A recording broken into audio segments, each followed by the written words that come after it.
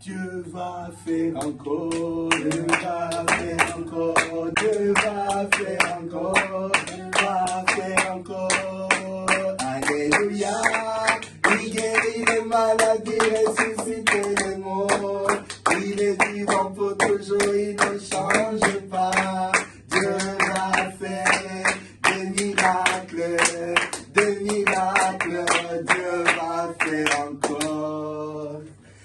Bakunzi ba AXIA Vibes TV, iteka ryawe, iteka ryanje, iteka ryacu twese Vibes TV, ukwemera kuvyara ubuzima. Mwavyumvise turiko duhimbaza Pasika, duhejeje imisa iyo mu gicugu, turi hafi saa 7 z'ijoro, ariko twuzuye akanyamuneza kizoka. Jewe ni Patiri Nyase nkuru nziza, abo dusangiye akanyamuneza ka Pasika, duhejeje gusangira imbuka ya misa, reka babidondore banabaramutse, kandi babaramutsa mu ndimi nyinshi cyane. Yambu mwaramutse mwiriwe aho muri hose, je nitwa Ntore Dongole. Amen, Ntore Dongole. Yambu ndabaramukije aho muherereye hose, jewe nitwa Nice Uwimana. Nice Uwimana. Jag heter Ande Odri Shaka och jag vill önska er en glad påsk från AXIA Vibes TV. Okay, tak. Mwumvise ko mu Giswedwa nitwa ari yohiyete. Muce mugafata n'agakado ka Påsk. Hej allihopa, jag heter Rwaruka Bahagere. Ya, Rwanda Bahagere. Leo tukiwa tulipurize Pasika, mimi nawatakia Pasaka njema katika lugha ya Kiswahili. Pasaka njema ndugu wapenzi, pale pote pale mulipo. Pasaka njema, muzidi kumfuata Bwana Yesu Kristo mkombozi wetu. Amefufuka, ni mzima, ni Bwana wetu, ni Mungu wetu milele na milele. Amina. Kaze Dongore nawe ego wipurize Pasika nziza abantu bose badukurikirana kuri AXIA Vibes TV. Shaka kubifuriza mwese Pasika nziza, tuve mu mwijima tugende mu muco. Amen. Ugwango tugende mu rukundo, tuve mu macakubiri tugende mu bumwe. Amen, tuve mu mujyano tuje mu mwumvikano. Iyi rero nagakado duhawe na Ntore muri rino joro rya Pasika. Reka twakire akaganuke kavuye kwa Nice Uwimana.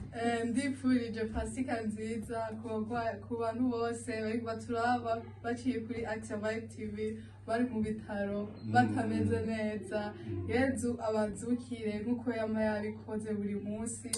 Ndipfurije abantu bose bari mu nzu batakunze ko baja gusenga, bitakunda ubabona ko bitazokunda yuko ejo bazovyuka baje guhimbaza izuka ry'umukama wacu Yezu Kristo.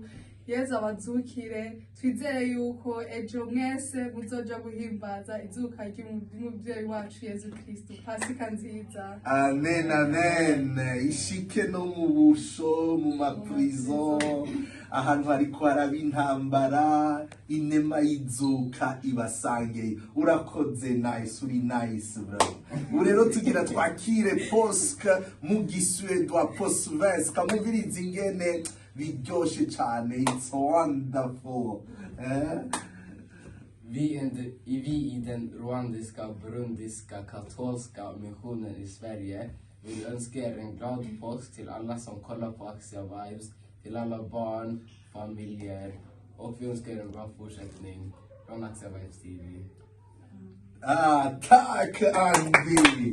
Ati twebwe mu ubutumwa bw'abarundi n'abanyarwanda b'abakatolika hano muri Sweden, uti ngo baripfurije Pasika nziza imiryango, abana bose. Ivyo rero bivuye kwa Andy Shaka, twasangiye imisa muri kino gicugu cha Pasika. Reka rero tugende ku mwamikazi wacu Luwana, nawe abwire abumva ururimi rw'icongereza, kuko YEZU yacunguye abantu bo mu bwoko bwose, bo mu ndimi zose, bwo mu mashinga yose. Yes, I wanted to wish everybody who's looking at AXIA Vibes TV right now a happy Easter, to all the children, to all the adults. let's celebrate that Jesus went on the cross and took our sins. Amen.